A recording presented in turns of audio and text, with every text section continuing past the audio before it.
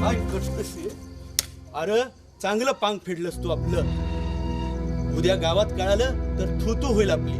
आणि हेच दिस बघायचं राहिलं होतं. पाटील अहो मारू नका, ती लहान पोर आहेत, असला हुडपणा करणारच. अहो असला हुडपणा.